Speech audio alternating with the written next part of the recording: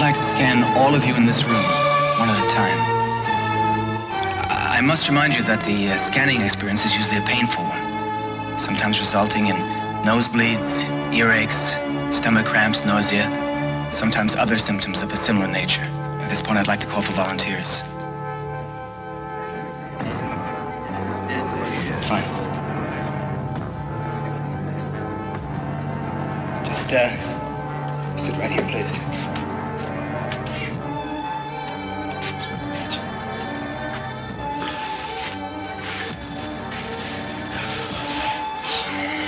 Now, I'd like you to think of something specific. Do I have to close my eyes? It doesn't matter. All right, yes, I have something. Right.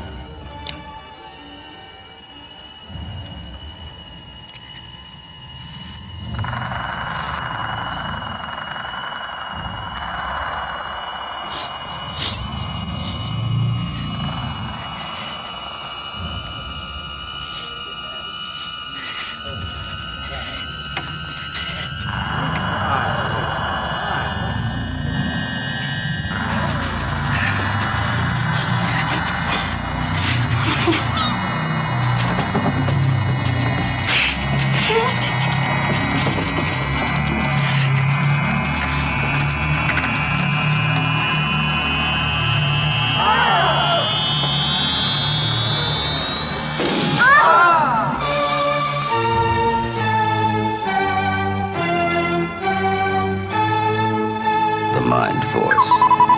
Scanners. Their thoughts can kill.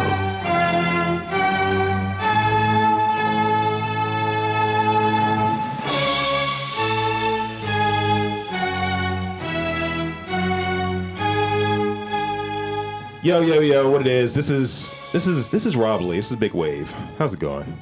This is a new episode of a movie review podcast where we review movies. That's a weird way of saying it, isn't it?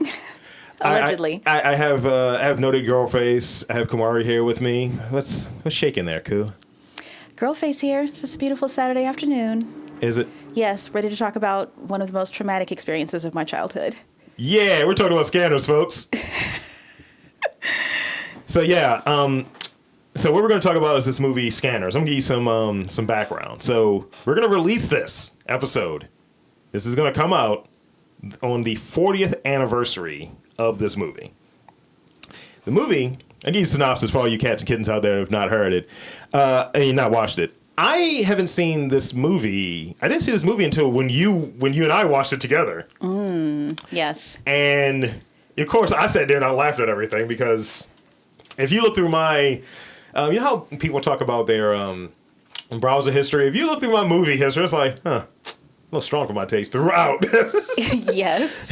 It's like, I wonder if the original Maniac holds up. It does.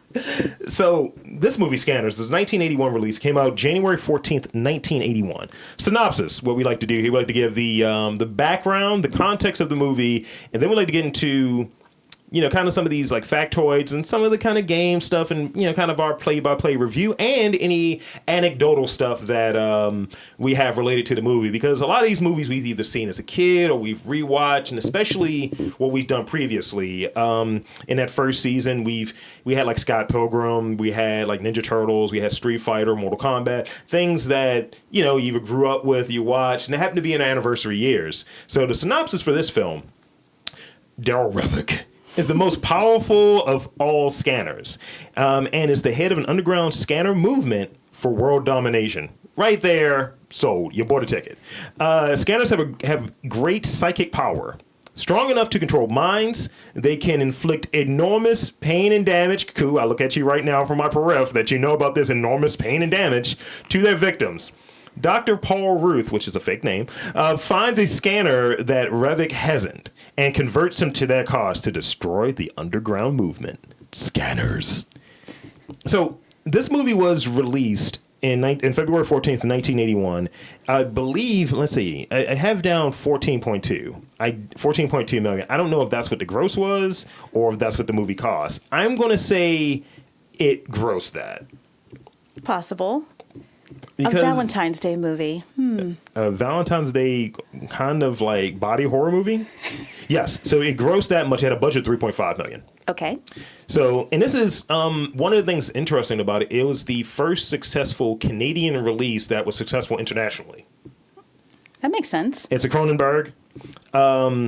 This movie came out the same month as two other horror sci-fi-ish movies. One is ridiculous. One is kind of a movie I think you may have seen. So, in the same like month period, right? In December 25th of 1980, you had Altered States. I remember Altered States. And this is the funniest one right here. In January 23rd, 1981, we had a little movie called The Inseminoid. Not familiar with that. You should watch it one day. Okay. We're going to watch it one day. I'm going to make you watch it. On Rotten Tomatoes, the film has an approval rating of 70% based on 37 reviews, with a weighted average of a 6.7 out of 10 for IMDb.com. The site's Rotten Tomatoes consensus reads, Scanners is a dark sci-fi story with special effects that'll make your head explode. Dun, dun, dun, dun. And the movie stars Michael Ironside, whose credits include... Now, we're going to talk about this because I got some issues with Michael Ironside. Yeah, I just have to say that he looks insane in this movie. We got to talk about how old he was, by the way. Yes. So Michael Ironside's... The movies that he's most famous for, in my opinion, came out after this. He was in Top Gun, Total Recall, Starship Troopers. Yes. Which I spelled wrong as I'm looking at it. All of those came out after this. Like, Top Gun was in 86. Total Recall was like, 90 or 91. And Starship Troopers was 96. So my man was popping kind of that gruff, pseudo kind of military. And he was not that in this movie, by the way. No, but he has a fantastic name for those roles. Yes, absolutely. And also, we had Stephen Lack. We'll talk about him later. Whose credits include... He retired from acting, by the way. Well... Okay. What I wrote down, and I'll quote, Stephen Lack was lacking, is what I wrote. I had a feeling that you were going to say that. And he retired from acting. He's actually, I think, a sculptor now. Cool. And his credits include Dead Ringers. I love Dead Ringers. That's the reason I mentioned it. Yes. Awesome movie. Now, here's a little trivia about the movie before we get into some of our takes around it and a little bit of just about the movie as a overall. Cronenberg once called this film the most frustrating film he ever had to make. The film was rushed through production. Filming had to begin without a finished script, and the end was written roughly 2 months beforehand so that financing would qualify for a write-off, forcing him to shoot and write on the same day. And that always works out well. For this to, you know, I wrote it heads up. The iconic head explosion scene, which I know traumatized you, we can get into that right after this, was a product of trial and error, eventually settling on a plaster skull and a gelatin exterior packed with latex scraps, some wax, and bits and bobs to simulate this kind of stringy stuff, which was gross. And they thought it would fly through the air a bit better. And they also used a little leftover hamburger meat. Now, I'd like you to think of something specific, something that will not breach the security of your organization, and that you will not object to having disclosed to this group. Something personal, perhaps. All right. Yes, I have something. Do I have to close my eyes? It doesn't matter. All right, yes, I have something.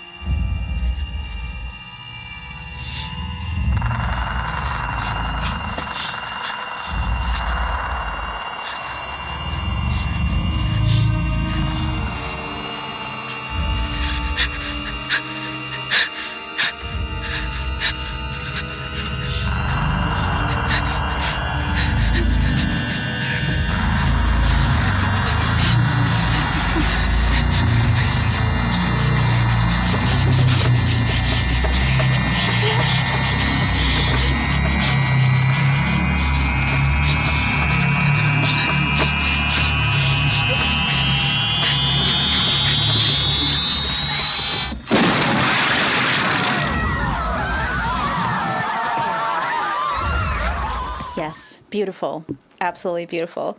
So when you and I initially watched it, you had some traumatic things. So tell us about that a little bit. What was the trailer was the thing that really caused you some grief, right? Yes. So I'm a guest here, but dear listeners, Robert is going to indulge me by allowing me to talk a bit about this movie and its effect on my life. So I actually saw the trailer for this film while my mother and I think my sister was probably there. Like a lot of families, we had that like tradition of going to the movies on Christmas. And we were actually going to see a movie called Stir Crazy, which is an R-rated comedy starring Gene Wilder and Richard Pryor, or starring Richard Pryor and Gene Wilder, if you prefer. And so let's just start there. This was a comedy that we were seeing, an R-rated comedy, but still a comedy. If anyone is interested in seeing the trailer that I saw, you can actually see it as a part of the DVD set that the Criterion Collection offers. So this movie, Scanners, is a Criterion film, which is a distribution company that highlights what they consider to be relevant, classic, or otherwise interesting, important films. The trailer was one scene which starts with someone that we find out is a scanner doing a demonstration. This is supposed to be like a marketing meeting, okay? And they have a bunch of subjects there. It's really not a lot of people. In the beginning of this demonstration, the character says the fateful line, "No one should leave the room once the demonstration begins." I put in my notes, well, you didn't leave the room at all after the demonstration. He was looking for volunteers. He explains briefly that he's going to be scanning the audience. It may be painful. Someone volunteers, comes up to the front.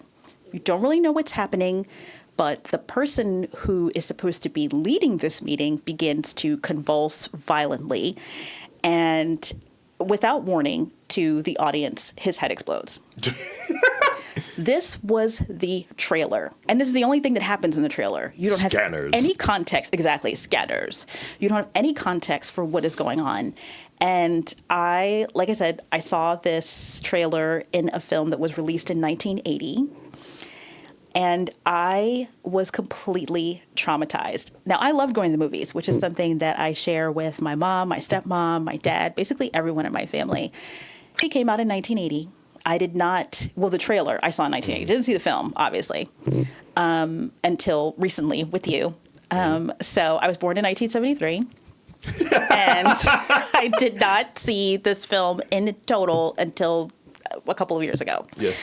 So actively avoided it.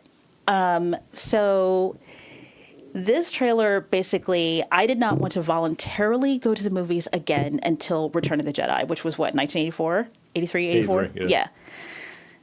I didn't want to go to any movie. I didn't want to see any trailers. I didn't want to see anything. I hid when I heard the radio spots come on, which you can also see as a part of this DVD collection. You can also listen to the radio spots. It was all terrifying.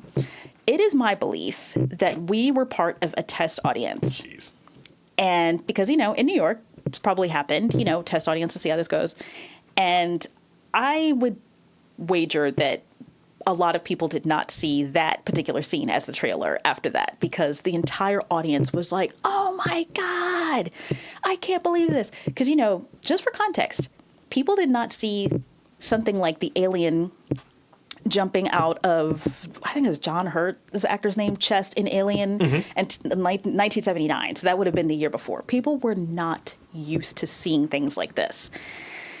So, yes, it was a couple of years before I even wanted to go see any movie. And I didn't see this movie. I did not watch this scene. And when Robert and I watched the film together, he could tell that I was having like a physical, visceral reaction. Your heart was jumping out of your chest. Because I knew when it was coming. Because the trailer, that entire scene was like burned into my memory forever. And the thing about it, because I time marked it when I rewatched it, it's about 10 minutes into the movie. It's the third scene. Also, in this article, that is called Mind and Matter. It's published by Kim Newman, where she describes basically what happens in the film, why Scanners is important, and why it's a part of the Criterion Collection. She says, as originally intended, the film would have opened with this scene, but it so shocked preview audiences, me, that they found it hard afterward to pay attention to the admittedly complex plot. It's like, okay, sure, it's still the third scene, though. So I'll add this to it, this just for added effect. Yes. So as I was saying before, with all the flying shit through the air, all of that stuff, they changed the technique that they used. So special effects guru, supervisor, Gary Zeller told the crew to roll cameras, get inside trucks and doors, close the windows. They love a fucking shotgun. It's a shotgun, and that's why it looks as explosive as it does. They filled a dummy head, as Robert said, with organ meat, like chicken gizzards, dog food, and they blasted the thing in the back of its fake head with a shotgun. And the thing that's really funny about it in that sequence, I don't know who the guy was. He was one of the dudes that tried to kidnap Revit because he reveals himself as a fucking scanner and all of that shit at the scene. The guy with the dark hair, it's like everyone is just unfazed. It's like, you just seen a nigga's head explode. Oh, he's totally unfazed. I know exactly what you're talking about. Like, his hair kind of looks like a Simpsons character. Yes. Like the way it's shaped. He looks like one of the guys that's in like Fat Tony's Mob. Yes. He's just sitting there like, well, that was unfortunate. And people are screaming. Get him. I mean, you're just like, are you serious? The other thing is, as a person who knows sound. Yeah. Do you feel like they kind of kept the sound? Because I kind of think they did, of like the gunshot. I think they kept the sound because I think most of the reaction there, I think it's very similar to, and remember that scene in Die Hard where they don't tell Alan Rickman we're actually going to drop you? Right. I think the people who are sitting there, because it's one of these kind of marketing thing, this is just an infomercial. This is bullshit. What's going on here? Are these two dudes It having was orgasms weird. on stage? Because, yeah. I mean, Revit was like, ugh.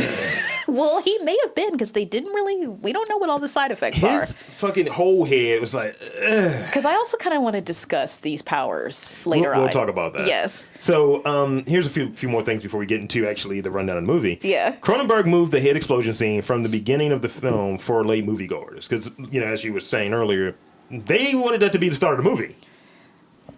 Wow. Just scanners, here's the computer screen, blam. But you don't even know what's happening. Like, when you watch the scene, you're just like, who is this? Where are we? But when we get in the beginning, right, that first scene that we get is like Vale in a mall, and you can hear these. He's at a weird hot dog place. He's eating like leftover corn dogs. I felt like that was like just shot because they didn't have anything. Probably. Which, if you're shooting them right in at the same time, that's likely what happened. Yeah. We need something right here. You know what? He's like an X-Men. The people are going to look for him. Yeah, that makes sense. That sounds Let's good. do a Big Dave. Roll tape. Yeah. Let's do a crony. David Cronenberg or whatever. He's just a donut. Cronenberg. There were several remix attempts, but none got Cronenberg's blessing. It's like, you can go fuck yourself. I don't want to be involved with it. And I got a list of those, by the way. Michael Ironside, who I think this is his movie, by the way. It is. He was hired only for a bit part. He's not in the movie that much either. He's pulling an Anthony Hopkins. He was paid $5,300 Canadian. This movie was insanely, had a low budget. Wait, is it more? Because Canadian always costs more. Like when I order a shirt, it's always more in Canada. So is it like more than US? That might have been 10 grand though. It's like, here's 10 grand. So that's some of those things. So let's talk about the movie now. Let's kind of get into some of your thoughts and impressions of the movie. And if you got anything, feel free to chime in. But we're going to try to go chronologically. So we kind of already got in that like first 10 minutes. But if you got anything that we should be covering within that first 10 minutes before we kind of move on, let's do that. Well, the only thing I want to bring up, which I'm sure will come up again as we go along, is that it is very difficult to tell what's going on in certain scenes. Like, they'll give you an establishing shot, kind of, but you're like, okay, remember, guys, this is made up. We don't know what this is. So they'll show like I really love the cold, kind of almost like Eastern Bloc country tone of the movie. Yeah. So like that kind of works when they'll show just like some imposing building and the sign will be like Consec. And then you go inside. Consec. But you don't know what Consec is. You're just like, okay, it sounds like knowledge, something science. Hair? Is this like a blow dryer? Yeah. So Con Air. Scene to scene transitions are kind of difficult. I'll say Michael Ironside with hair. Is a thing that I was like, huh. But then it's kind of oniony because when he's like, scanning out on stage, That shit is looking wild. I was like, Scanning out. like, sir, I think you meant to be at the Con Air place because this is wild. And my summation of the movie as a whole was, this is a spy movie to me. Yeah, It's a has spy Cold movie War with super, feeling to it. Yeah, and you know, we'll get more into that. I like the term because the number moves around a little bit. So when they had that concept meeting with Ruth and all the fucking powers that be, after like Ironside kills everyone, by the way. right. When they like, yeah, get this motherfucker out of here, and they use like the needle to try to subdue him. Yes. And the doctor uses it on himself. Why does none of the doctors in this movie look like doctors? Wait, okay. So I actually have that as a note, and I don't want to jump ahead to Go like ahead. talking about like these alleged assassins that show up Stop in every it. scene. Almost every scene, someone comes to like murder other people at the scene. But I got notes on that too. they look like central casting. It seems like central casting itself was full of temps that day. No offense to temps. You and I have both been temps. Yeah. But I'm like, who are these people? They look like my substitute teachers from high school. They don't look like assassins or doctors or any of these people. So the black dude, the black assassin, right? Yes. He's in both sequences. Are you talking about the one? Oh, doesn't he? So he comes to the group scan, which we'll get to that. But and then is he one of the ones that comes to kill the artist? Yes. Okay. Yeah. I don't know what the hell he's doing. What's the shotgun budget in this movie? I don't know. That's an because- unanswerable question, right? Yeah, because I'm like, I don't know where these weapons look like antiques. Talk about Cold War. The only person that didn't have a shotgun that had a gun was like Hard Hair, who fucking shot like dude later in the movie. You remember him? He's just like, yeah, blam, and everyone else had like the wild pump shotgun. It was like, Yeah, he definitely picked last when it came to the weapons. but you know, he knew what he was doing. I will say, in like that first, when you see Revik, right? Mm-hmm. Revik is just, look, I don't give a shit. Niggas is dying. That's the energy he had. Yes. He's like, look, he's going to shoot him. I'm going to watch it. I'll make you shoot yourself. Ha, ha, ha. Combs his hair to the side because it's on the side of the whole movie. It is on the side. And I feel like he and the actor who portrays Vale both tried because, okay, remember, Stephen Lang. this is Stephen Lang. This is pre-X-Men. This is pre a lot of superhero movies or comic book movies where we kind of have like a visual language for how people look when they're using their powers. This hasn't been established yet. So Vale is walking around looking like he's wearing fucking Cyclops' visor when he's like blasting people with his mind. But like Revik, he looks more convincing as to like, I'm making someone shoot themselves. Because he's committing his body to it. Right. The closest thing that we had, because I'm not going to correct you here, but closest thing we had was TV versions, TV's Hulk, TV's Spider-Man. That's true, yeah. And they didn't have those powers. Right. If he was like, I'm a scanner, twack, like Spider-Man web and shit, it's like, that's not how you scan. That's not how you scan. I felt like if Daryl Revik wanted to be a Joker, right? If I was Daryl Revik, Okay. I feel like I would have said this. I need him like I need a hole in the head. Yeah. When Okay. they're doing the whole training, it's Right. like, yeah, so you need to see who this Daryl Revik is. Now, this is where it starts to get a little bollocksy for me. Okay. Daryl Revik is 35. He was actually 31 at the time. Oh my God, yes. When they're like showing the fake file and like talking about his age and stuff. And Stephen Lang is almost 40 Right. and can't act because he was terrible. He was terrible. And let's see. Also, it's funny. I like how remember with the guys that are driving him before Revik kills all of them. Yes. I like how the woman was like, "Hey man, you can't be driving like that fast." He pulled out the gun immediately. I was like, "You went from hey, slow down to murder." Right. I know. Yes, exactly. And then you're trying to figure out also what car you're in. Right. You're like, where is this voice coming from? Is it coming from the car that ends up crashing, or is it coming from the car that like they're transporting Revik in? Because it's like you can't really tell. So it was one thing that Ruth said. That's the doctor that Consec and all of that he said that made a lot of sense. Well, actually, it just talked about how inept Consec was. Mm-hmm. So the number moved around. So like on the official documentation, it says 247 scanners. It's 237. And that's what he said. Yeah. So in it, he's saying is that it's 236 other scanners, and y'all got none. And he's like, we got one. I was like, you got one out of... That's less than 0.5%. Like, if you're recruiting, right? Right. Like, if you were working at higher ed, it was like, yo, let me pull in these... You know, Our rate of students is less than 3%. That yield is not looking good because, like, so, okay, I do want to talk about this scene that happens early in the movie between Dr. Ruth, which sounds weird now, and Vale. Paul Ruth. Because so they have this insane meeting, which I think this is the second scene in the movie. He's like tied down, right? Yeah. There are a bunch of people filing in, and they're taking forever. They're like coming in, talking about their weekends. Like, hey, did you make it to Home Depot? Did you call that roof guy I gave you? Like, and he's like, hurry up. But I mean, like, so Vale is laying there restrained and thrashing around, which it's really only until seeing the movie this time that I realize it's because he's hearing all these voices. Yeah. The purpose of this meeting is unclear. Mm-hmm. We don't know what he's supposed to be, what anyone is supposed to be getting out of this. Or what I have no, plus that room, not very scientific looking. It was a sub-basement.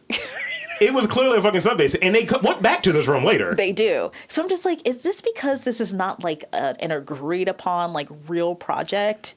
You know what? I'll say it was some kind of clandestine thing because... You know, when we get some of that plot later, and the movie's kind of brisk if you think about it. Yeah, I mean, it moves along, definitely. Yeah. I like the term that he used for the scanners. What did he say? Telepathic curiosities. Yeah, that should be the name of like a store or something. It sounds a little racist, by the way. Yeah, it does. It sounds like a little carnival like vibe. So I got a question for you. This will be one of the questions I don't know if we can really answer. Okay. I'll say, like you said, the Eastern Bloc thing. If everything was filmed in Canada, which I believe it was, I think it was seen, Canada just looks fucking dangerous and seedy. It's definitely not what I think of when I think of Canada. What are the news headlines after head explodes, men die, news at 11? What are the Canadian headlines? Well, that's a good question. I don't know that much about Canadian media and how it compares to ours, but like, I don't know how they're going to position this. I mean, is this like, you know, somebody loses their head at Consec Industries? You know, is it couldn't keep their heads on straight? I don't know. But see, I grew up at the Daily News, and those are Daily News type headlines. I headed a class at Consec. Right. See, what I would feel like is a dark day at the Maple Leaf. It'll be some shit like that because that's probably the name of the hotel. Probably. Some goofy shit or the Beaver End. You know what? Fine. You know what? Never mind. Dr. Ruth and the Beaver End, it's all fine. You know what? They were probably meeting in the same building. After they fucking fucked up and let this dude get away, they had a meeting upstairs. No, they probably did because essentially that was like a Chernobyl meeting. Like if anyone has seen Chernobyl on HBO, which I highly recommend, that's essentially the meeting that they were having is they're just like, okay, well, what are we going to do about this shit? And who's going to take the fall? And then it's like that guy Keller emerges as like the new bullshit boss. Mm-hmm. And then he's like having it out with Dr. Ruth about like, we need to shut down the scanners. Actually, this is what I think we should do. So, yes. Now I have one question. I would save this for later, but I might as well ask it now. Mm-hmm.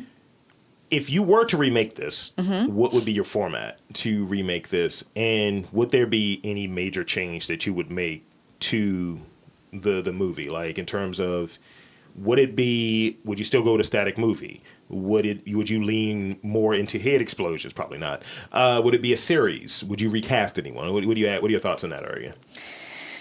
Oh, this is a good question. I do think that I would make it a series. I think that there's enough juice there for a series, especially because it was, one of the reasons why I think Criterion wanted to include this film is because I feel like it has been influential. It was influenced by an actual event that happened, a drug called thalidomide, which was prescribed, I think, beginning in Germany was the first place that used it. I think they also used it in Britain. And one of the things that they used to do a lot was prescribe things what they called off-label. So say that the drug is meant to do this, but we found that it's also great for this. They started giving it to pregnant women. Oh, no. To treat a variety of things. You can look it up. Don't do Google Images. But this drug resulted I'm looking around for a computer. Robert's reaching for like his phone. But it resulted in birth defects. Okay, never mind. And so so the events in Scanners were inspired by that real life event. So I feel like we have definitely enough to work with. And also when you think about it, I'm sure that Eleven's powers in Stranger Things are influenced by this idea also. So I think it's enough for a series. I think that one of the things that I would keep would be to keep sort of the I feel like Revik is a really good background character. Like it's really about him, but in a way he's kind of like the puppeteer.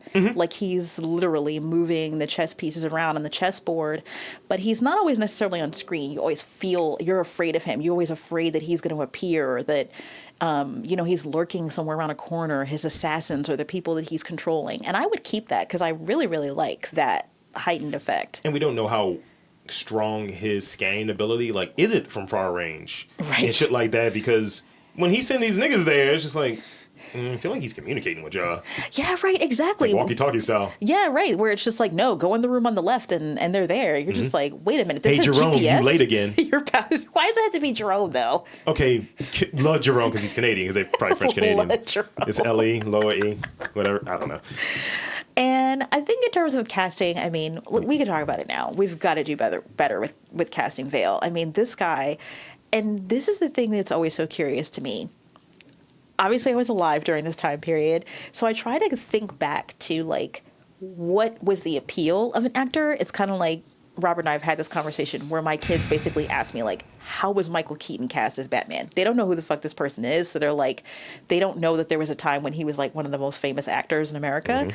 So is there something about this actor that made them feel like this person will be a good Vale? I know it's not like this was a big budget movie, and of course it's that like horror thriller where, it's maybe not a prestige project for an actor, but I can tell you what it don't was. get it. Okay. What was it? He was available.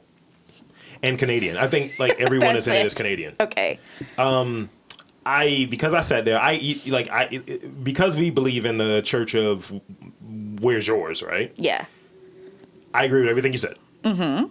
I would make it a limited series, though. Yeah. Or if I could go back in time, I would have recast him as, and I get your point about prestige and all of that, but you know what this would have been a good turn for? What? He looks like Christopher Reeves in multiple shots. He does. His hair especially, there's like a Christopher Reeve vibe. So if you do Christopher Reeve in there, that would have worked. That would work. And Michael Ironside leans to being a villain anyway. He looks like a villain. I wouldn't recast. I think he was great. I liked him a lot. Everyone in it was fine.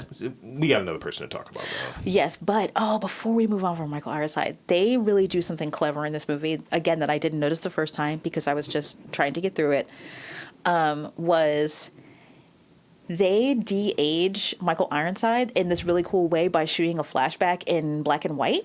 Oh, yeah. And so apparently, the character of Revik has a scar in the middle of his head, which in a very X-Men-like fashion story, he drilled a hole in his head, because he was having all these thoughts. No one could help him. He was hearing all these voices. And they have this scene where I guess he's talking to a therapist or, I don't know, some government official. You can't really tell. But he's like talking about what happened, and it was a really, really clever way to do like kind of a flashback, kind of like a document, and make him look younger by using black and white and a not too bad wig. And yeah, not too bad wig. And they did the other thing that made him look just a little off kilter. They had like, because you don't see it initially. He has like a piece of tape with a piece of paper on it with a smiley face or a circle or something right there. Yes, he has it drawn on the thing, on his like bandage. So when it falls off, you're like, oh. Yeah, because first it like looks like a third eye or something. Keep your third eye open, brother. Right. And maybe Revik was just woke. And then he may have been because, and here's the other thing is, and I don't know if he had this in mind necessarily, but especially in those scenes, there's something about him that gives you a little bit of like a Jack Nicholson, but if he had taken like a lot of sedatives and like toned down the Nicholson. He de-nickeled himself. Yeah, he de-nickeled himself a bit. But I just wanted to shout out that scene. So I think it would be, if I were to do it now, limited series, 6 episodes. Let's not do maybe too much. Maybe like a British way, yeah. If it was then, it would either be 1 or 2 people. It would be Christopher Reeves, or if you want to go Canadian, you can go Bruce Greenwood. Who's Bruce Greenwood again? Do you remember the Star Trek, the reboot of Star Trek with Chris Pine, the first one? I saw it. Well, he was the original captain. He's and he's been the voice of Batman in the animated movies for quite some time. Okay. And he was in Passenger 57, which I just watched last night. So okay, but in this recast, so are you thinking, I'm just surprised you're not trying to cast someone younger. Well, he's 25 in 1981. I'm going purely 1981. Oh, I understand. So I'm like going okay. right there. But if Okay. it was like now, I don't like all of these motherfuckers are old. Like, if I were to say, if I'm going to do a limited series, you got to just recast everyone because everyone's 1,000. Yeah. Like, Michael Ironside's still younger than I thought he was. I thought he was like 80 or something. It's like just turned 70. I was like, hold on, run that back. Right. I was like, hold on, what? You know? Right. So we talked a little bit earlier about sequels. Mm-hmm. So there were 2 sequels, 2 spin-offs, and an attempted remake. Okay, please tell me you're going to talk about Scanner Cop, because that's a thing, right? So the 2 sequels And I haven't seen any of them. were Scanners, The New Order, Okay. and Scanners, The Takeover. I might watch The New Order, And then the spin-offs were Scanner Cop, which sounds ridiculous. and the sequel to Scanners Cop was also just called Scanners, The Showdown, or Scanner Cop 2. So, wait. Okay, so you're saying that there were 2 actual sequels to Scanners, And then 2 spin-offs. but then there were 2 spin-offs, but the second spin-off was a sequel to the first spin-off. Yes, but also just could have been another Scanners movie, because they literally had 2 different titles. I'm going to have to watch it. Now that I've gotten through this movie twice. Oh, and full disclosure, I actually did not watch the head exploding scene the first time. And then I told myself, I was like, you have to go back and watch it. Okay, question. Between the initial Scanners in 1981 Yes. and the second Scanners, so Scanners 2, not even the spinoff, just the sequel. Right? You know Cronenberg wasn't involved in any of them, right? Right. How many years elapsed between the first movie and the second movie? I don't know. 10 years. 10? Yes. So they're telling us in the 80s, where we watched horror documentaries and body horror and all types of bullshit. Remember that one movie that's in like this weird outerverse and everyone has like a butt for a face and shit? Yeah. That came out, but y'all couldn't do Scanners too in the 80s. So we're in a different decade. So here's another thing. I mean, is David Cronenberg like a warlock? I'm saying, like, this movie wasn't bad in terms of making money. No, yeah. So why did they care what he thought? Like, in terms of just like... I think he may have owned the rights to it. Okay. Yeah. And also, you got to get that blessing. It's like, it's not yours. And this is the movie that got him over, by the way. Yeah. As like the body horror guy. Yes. Now, what could be really interesting, going back to the casting couch thing, what if his son's like, I'm going to do a remake? Right? Because his son just did this movie called Possessor. I think he talked about this a little bit. It's worth a rewatch. I'll give it that. Maybe it was a little too cerebral for me at the time. I want to talk about Benjamin Pierce a little bit. Wait. You know, I forget. Don't tell me. Okay, Benjamin Pierce is the artist. They did a shortcut. Okay. Yes, they did a shortcut. He's, not stable. And his acting was bad. I know what they wanted him to be. He didn't do a good job. I could tell, like, this is a case of where the script wasn't bad. Like, the actual, what was on the page, I think would have worked. But he didn't. Okay, what about, are you going to talk about when he starts laughing? When he's doing, like, this weird Joker laugh, like he's doing, like, a Mark Hamill. Do you remember what I'm talking about? Like, was it in the head? Which is also a thing. When these niggas walked inside of a head and sat down, that was another thing that was going on, which was great. Actually, I really liked that. That was good. I liked the fake, because that's always a thing in a movie. When there's, like, supposed to be art or, like, music, but it's actually original. Yeah. It's like, does this actually work as art? I feel like because of what what's name's background is, what Stephen Lack's background is, what if he actually did that shit and that's just like, well, we got to cast him because we need this art done for the free and... That would have been interesting. I mean, I liked his line, my art keeps me sane. Yeah. Which, hey, it's a good mantra for all of us. I'm not sure it was working for him, but... I was relieved when they came there and he got shot multiple times. I love that you were relieved by his murder. Because I remember when I watched it with you, I was like, yo, when can we get past this nigga? Is it bad that I did my usual thing where I do, like, a default to, like, maybe this will turn into an awesome gay scene? Because Jesus Christ. I know that it's supposed to be a thing where it's like... Like Like, he's just in there. It's like, yeah, man. You know, like, so hold on. You said the laughing scene. So when was he laughing? I don't remember this. Oh, God. I feel like... Or was he asking him for help and he just kind of laughed at him or some shit? Yeah, he's like laughing at some point. And I wish that I could remember more about it, but it's like... Because they're in a barn. This is because he's walking around a lot for some reason. He has that kind of agitated, fidgety thing. Yes. And I feel like they were up like at a level high. You know, in those barns when you have like this extra shelf kind of thing? Yes. I feel like Vale asked him, I need you to help me with Revik. Or some shit like that. Yes. But you don't even really know, like, it's unclear what the purpose of their meeting exactly is, besides, I guess, just meeting another scanner, which I guess would be enough. It was an action sequence they needed to set up. Okay. And, so we start to see, we forgot a scene. What's that? A scene. When the Yogi was there, and he almost killed this nigga just for the sake of fuck it. The other scene in the basement when Vale was just like, with Dr. Ruth was like, this Yogi here, he knows how to control his heart rate. I was just like, why is this scene here? I was like, it got Vale over as, is he a heel? Because he was like, because he didn't want to stop.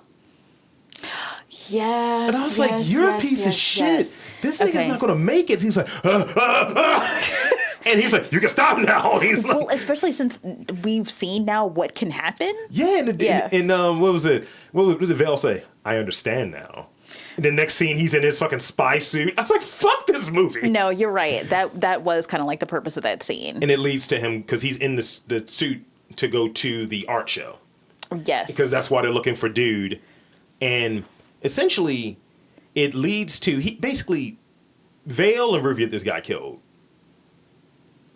They get Brain Migs killed because Revik wasn't fucking with this nigga. What did you call him? Brain Migs. Brain Migs? Yes. Please explain. You have to explain to us why you're calling him that. He just gives me Migs energy from fucking Silence of the Lambs. Migs energy. I don't think that anyone wants to hear that they are giving Migs energy. I mean, he was proto Migs. So they come there. They blicky off Migs. They shoot this motherfucker so many times. Right? And he's like, gurgle, gurgle in his head. Gurgle, gurgle. Is that not what's happening? I think that's what happened. You Correct. gotta find It's like, you gotta find, what was her name? What was the chick's name? Kim? Okay. So I watched, this was my thing. I knew a lot about the head exploding scene because you know what happens. When you're traumatized by something, you want to learn everything about it. To make sure it's not real. But yes, that probably is the purpose, which unfortunately I could not do when I actually saw this movie because I was too young and there was no internet. So, but I made an agreement with myself that I was going to watch the entire movie before I Googled anything. But I was so confused about how they came back to this chick, Kim Obrist or whatever. And like, I remember that she was at the art gallery, but I just didn't really get it. And I'm just like, I see. Because one of the confusing parts is that not only is there Consec and that weird plastic company or whatever it's called. Yeah, that's fake. Yeah. But then there's like Revik and the Rebel Scanners. The underground. And then there's a different underground that like opposes him. And so that's, I guess, the whole like scanner seance that they were having that got broken up by assassins. Let's talk about that. Yes. What is this kumbaya in my brain that's happening? Because now, granted, she torched these motherfuckers, by the way. I was just like, damn. Yeah, so this is what I was saying, where it's like, which I'm actually okay with. Yeah, I'm okay with not having a clear delineation of powers because, like, when you're talking about a movie, there's only but so much that you're going to get without some sort of Scooby-Doo expository download. And it's less than 2 hours, by the way. That's true. Yeah, like you said, tight runtime. So it's like moves along at a brisk pace, so you're not going to find out everything. But I was curious. I'm just like, is there like level 10? Yeah. Because like pyrokinetics is something entirely different. Well, remember what is that fucking dude's name? I wrote it down. Braden Keller. He was Keller is the mole, right? Yeah. Yeah. So he intimated that she's not the same as the rest of them. And that's what was really getting under her skin when he was creeping out when they kidnapped both Kim and Vale. Yeah. And took them back to the facility. Mm-hmm. He's like, yeah, I knew it wasn't the same as you. Yeah, And he's like creeping all over her. Yeah, and it's like, it's really weird because here's another thing that I'm always trying to figure out is like, is this supposed to be like my potential love interest for someone? And I'm not trying to be mean. I was waiting like, for that, by the way. Yeah, because like she kind of had like sort of like a Sigourney Weaver, like Deborah Winger type vibe of like that time period. So I was like, oh, okay, like, you know, and she, you know, plus I guess she knows about art. I don't know, but like. Yeah, I think that was supposed to be a whole vibe. But yeah, maybe there were scanners that could use their powers differently. So I would imagine... I wish we learned more about that. So I would imagine, and it's not, obviously not in the sequels. So I would imagine that somehow we get from there that they're both, like, whatever that drug is, they're both, like, tased out, knocked out, and they're taken back to Consec home base. Yes. To be infiltrated separately or whatever. Which I have to say that I found the darts to be a pretty humane way of doing that. I mean, considering all of the murder and other things that we see Head on the screen. explosion, shotgun blast. Yes, I was like, well, getting shot with like, you know, the psychotropic lawn dart, I guess, isn't that bad. I mean, they could have shoot you in your legs. Like, you don't need legs to walk. You just need your brain. Right, exactly. But they need to dampen the power. And then you kind of get that backstory thing about what Dr. Ruth's true nature is, which fumbled at the one y'all on a little bit. I think so too, because, you know, so spoiler alert, there is a slight download towards the end of the movie before the much anticipated Mortal Kombat scanner duel. And it's pretty fire. Basically, you know, Revik reveals that Dr. Ruth is their dad, they're brothers. Yeah. And that Dr. Ruth is their dad. And Revik is the older brother. Yeah, my baby bro. And I was like, did people say that? But anyway, so here's the thing. First of all, you're a shitbag. Like, your sons. Jesus Christ. I'm just saying, like, their sons he's just been wandering the earth like these derelicts. And it doesn't seem like a really effective scientific way to monitor someone. What did he say? Do you remember anything about your childhood? Anything about dad? Yeah. I was like, yo. Yeah. I mean, right. I mean, he was almost getting to that like basic instinct level of like back on the jack. he was fire, right? So fucking Keller murks off Ruth, right? Because, you know, just for chronological sake, he murks off Ruth, and then some phone situation. He's scanned. No, wait. Go ahead. He scanned it to the computer. He is Wi-Fi'd. I'm not ready to talk about that whole Matrix scene yet. I'm not ready to talk about that yet. What the fuck is this? So, okay. It is like something they knew how to do it, which was the thing that got me. Well, I'm really glad that you brought up what this could be in terms of if it was made into a series, if there ever was a reboot, some of the things that they could do. You know, the opioid epidemic, always difficult for me to say those two words together. Opioid epidemic? Yes. You gotta say it like you've done them before. What? Like I've done opioids, or like I've said them together. So smoothly. It was very smooth. I'm not as good at saying it. Big Daddy Ope.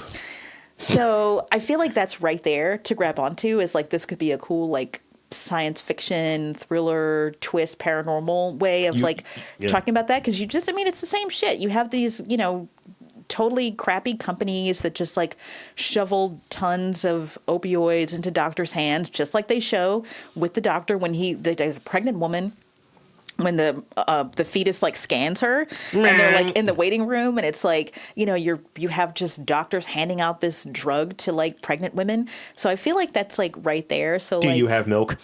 And I definitely think that's you want to feed me. Something that like a series could do would really be, you know, smooth out this story with like the whole thing with the dad and whoever their mom was, whether they had the same mom. And I'm just like, I don't need to know everything, but I'm just like, why bring something up if you're going to kind of just trounce on it and just kind of do some things that really don't make sense in the end? So was Keller a scanner?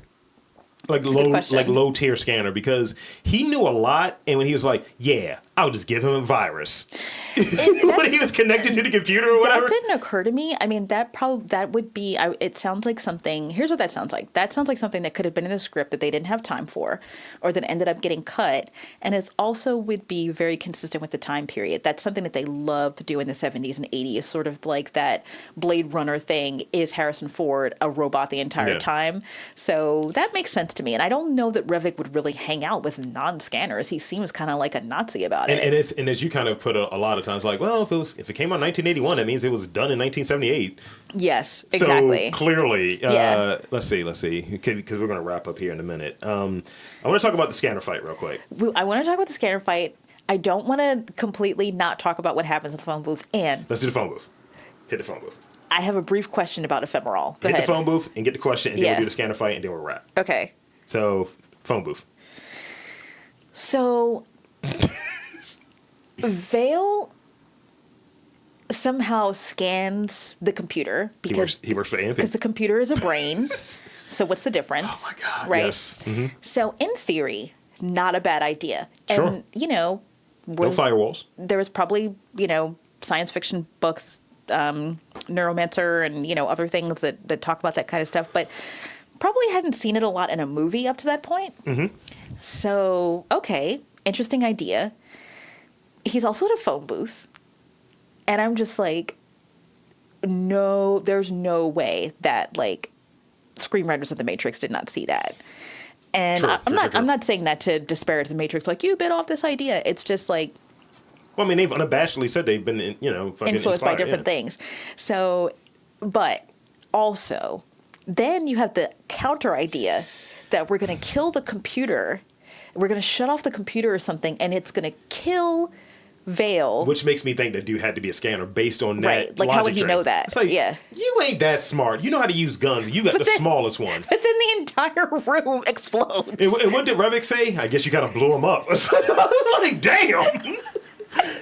But he did get a headache from it, though. He did get a headache. And I liked that. I like the consistency of as we say, magic always has a price. If you think about powers and the paranormal as being magic or science, there's always a price. So, nosebleeds, headaches, nausea, pain, I was really, those elements made sense to me. Well, then there's that. You're pregnant in your brain, baby. Well, maybe. Maybe this whole experiment is just men's way to give birth. It's an allegory, right, for pregnancy. You all can't see Robert's face right now, but he's doing the face that he makes when he's about to do this persona of the very super woke philosopher. You just don't get it. Daryl Revik had his third eye open all movie. Well, I think that was intentional. Yeah.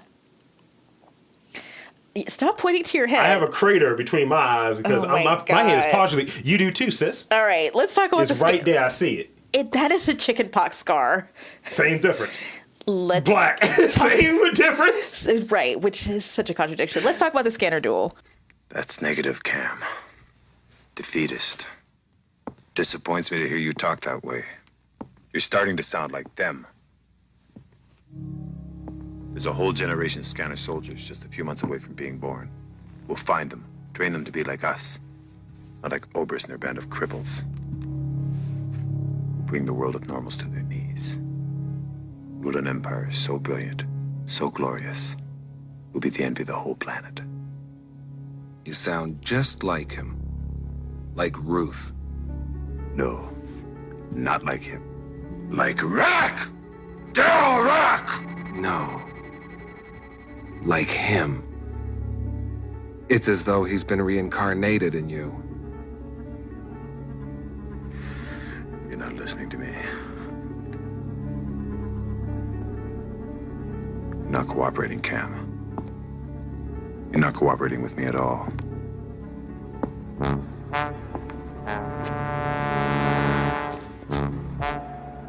I've been counting on you for years, Cameron. Tell me you're not going to betray me like all the rest. Tell me you're not. No!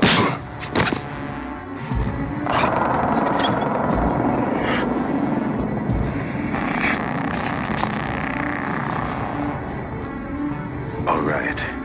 We're going to do it the scanner way. I'm going to suck your brain dry. Everything you are is going to become me. You're going to be with me, Cameron, no matter what. After all, brothers should be close, don't you think? The scanner duel, it was funny that Vale, after waking up in an office, and they fucking, Kim is not even in He there. wakes up in the most terrible places, doesn't he? He wakes up in the most terrible places, but after they talk for a little bit, and Revik gives him the reveal, right? And he immediately grabs the maple leaf Source Award and cracks him over the fucking head with it. Died. I died because, okay, listeners, you may not know this, but one of Robert's best jokes that always makes me laugh no matter what's happening is the idea that so many people in Columbo films and TV shows and movies murder each other with like a blunt force object that's not a gun or a knife. So it's like, I don't forget what we were watching. Oh, we were watching Hannibal. Yeah. And then Robert was like, yeah, he's going to just kill this bitch with his NAACP Image Award.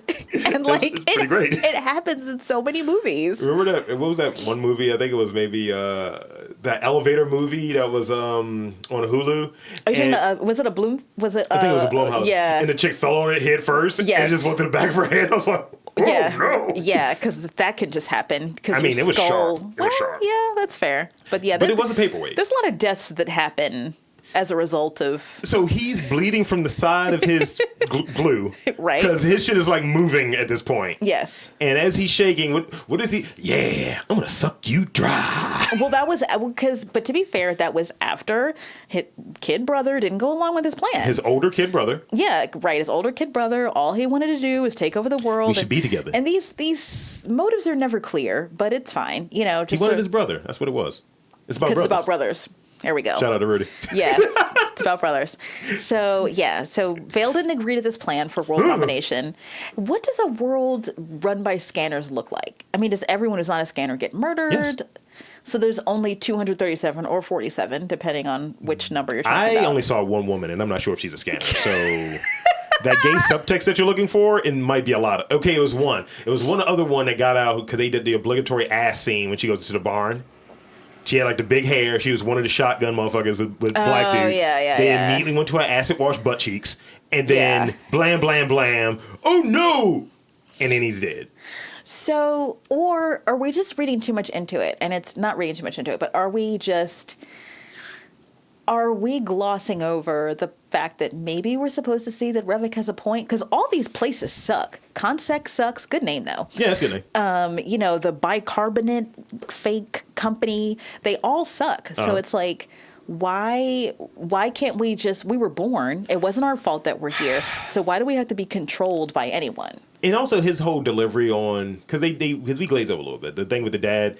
And that you talked about it, but the thing that he said with the dad, and I just like how confused he was before he got murdered. Yes. How could he work in this company all this time? Meanwhile, Keller's behind him. You know I'm gonna shoot you, right? Right. I don't understand. Bland. He still, as his brains is oozing out. Yeah. I just don't get. Daryl Revok's here. Right. And then, that's true. Yeah. When Revok is doing the whole speech, right, and he's like, "We're just like him." He's doing that thing? Yeah. I'm like, Revok! He gets up so fucking angry. He does. He whips out like a really weird voice. It seems like a voiceover from a Conan movie or something. Then his veins start getting very viperous and gross. Oh, the veins are great. I mean, Dick Smith is doing a great job as the consultant right now because there's like all kinds of pulsing and it's bleeding. Yeah, because when he's sucking him, drive his like essence or what have you. Wait a minute, this is getting worse. That's the only thing I described because I can't say he's sucking with his brain power. Yeah, so that's where we were. Basically, after Vale turns down his offer to rule the world, then he's like, well, I'm just going to have to. But then that's the thing about these powers. He's not just talking about killing him. He's talking about absorbing his powers. So is that a thing? It's like the quickening. They're Highlanders. Okay. Nas will be playing my reboot, too, if I ruled the world. Sure. But then he's starting to peel apart, which is gross. Very disgusting. It is just... And then he just catches... He just catches fire, just like, spontaneously. They should have put somebody else. So are he and Kim the same type of scanner that can make fire appear? I don't know. That's really hard because he doesn't seem to have... Vale, right? Mm-hmm. Vale doesn't seem when he's using... Because they're doing the scanner, we'll do this the scanner way. The scanner way, I love it. I want that on a t-shirt. It doesn't seem that he has the same degree of exertion. You're talking about Vale? Mm-hmm. No, he doesn't. It seems like he may be a higher tier one. He might be. And he just needed to unlock it. Right. Because he didn't know. And I don't know. Like, maybe... Like, some can do certain things. Like, I watch this anime Fire Force, and some of them can conjure fire. Some of them can make their own fire. Some need fire and can manipulate it. Maybe it's a thing of, I can have neuromancy. I can have neuromancy. I can have fire kinesis. I can have all of these different things. And psychokinesis. They can control other people's minds with their mind. So, maybe that's and I could just switch personalities because that's the in question there. Okay. What happened in the fight, at the end of the fight? At the end of the fight. I'm going to sneak in one thing about ephemeral. It. So ephemeral creates scanners, but it also dampens their power, so it's basically kryptonite. Yes. Okay. Yes, absolutely. Okay. So at the end, what happens? You have Vale's body's been destroyed by this pyrokinetic event. He's literally ashes. And then Revik's body is still alive. Revik is under a shroud or something. But the voice that comes out is Vale's voice. And he's telling Kim, we did it. We won. And it's like, that's a super Cronenberg ending, by the way. Very ambiguous. Because it's like, we won. So are both of you in there? Yeah. In the one body. And then the thing that you can have, and you know more about the writing terminology than I do, but it can easily be one of those things. Did y'all have like a psychic conversation that we weren't privy to? Because that's a it's good like point. kind of it's still really loose on why are y'all working together again? Yeah. Because if he knows where you fuckers are at, because he obviously came in with the with shotgun niggas and shit. I just had this picture of him saying in his mind, like, I know where you fuckers are at. Yeah, if he knew where they were at, and he just sent like the shotgun in the gang, and and they just went there and they're fucking I'm calling this meeting of the book club today. Oh my God, yes. Kumbaya, my lord, or whatever. That was insane. It looked like the worst party ever. It's like, who's got the coke? It's like nobody. No, there was no coke at that party, and no one brought any good snacks either. All right, so that's pretty much, unless you had any other things, and then we can wrap up. Well, I just want to say that I really enjoyed doing this with you as much as I could about something that still remains. This is one of those things, you never forget it, That's true. As something that really, really intensely terrified you as a kid. But this has been fun, and it was really cool learning more about this movie. Yeah, it's a deep dive movie. Yes, it is. And so, I highly recommend it to people out there who haven't seen it. It's better than you think. Yeah, definitely worth a watch. It's a simple movie, and it's simple, but it inspires thought, I think. And it's enjoyable, and it's in its 40th anniversary, so it's worth a watch. It's only about an hour and a half. Enjoy it. Probably hour and 40 minutes. And you get to see Michael Ironside with hair like you've never seen him before. Like you've never seen him before. And, he looks like a penis. So that's a plus there because all those veins popping out looks wild. I definitely think that somebody had that thought when they were like painting them on or however they attach them with the little pulsar things. But as you're watching it, try to think of a better actor in Stephen Lack's role. Just imagine picture someone else. Yeah. Picture yourself. That's a new drinking game. Whenever Stephen Lack's using his eyeballs, just like...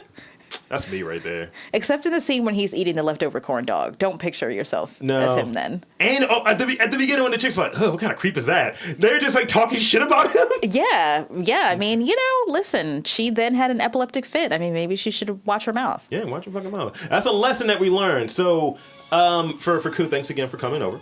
Anytime. Glad to be here. I'm Rob Lee, and this was Let's Watch It Again on Scanners. See you guys next week.